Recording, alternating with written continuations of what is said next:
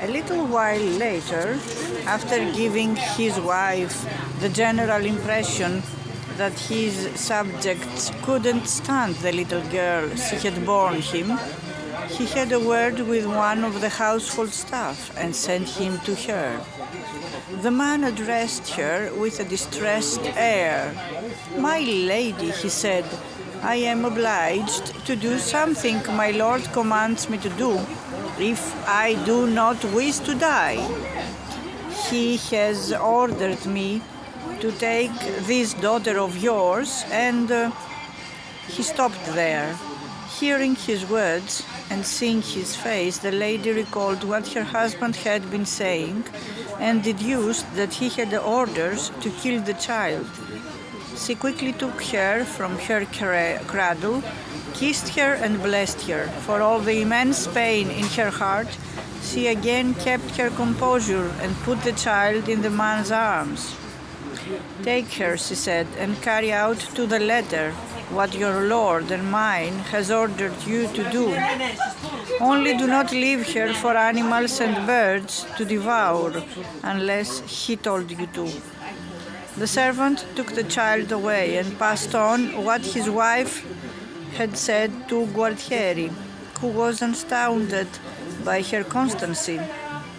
He then sent the servant off with the child to a female relative of his in Bologna, with a request to bring her up and educate her with the utmost care, but not to let anyone know whose daughter she was.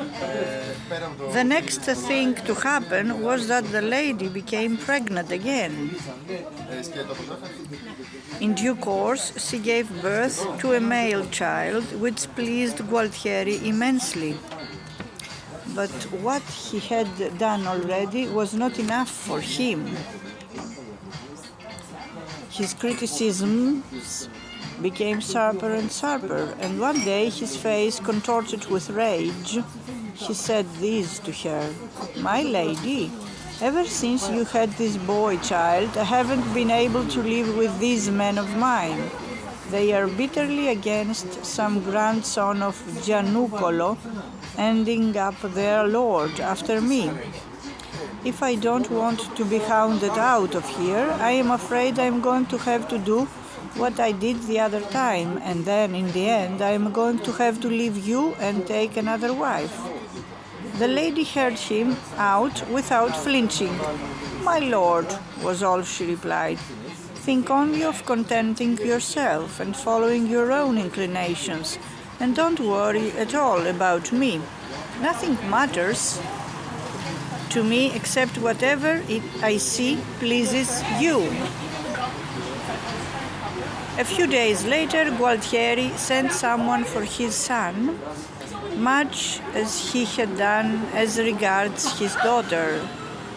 After a similar show of having him murdered, he dispatched him to Bologna to be brought up there like the little girl.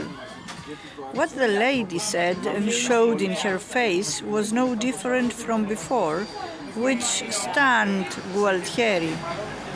He declared to himself that there wasn't a woman anywhere capable of behaving like that.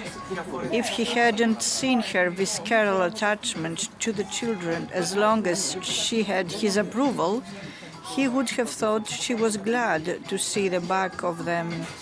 But he knew that there was sense and wisdom in her.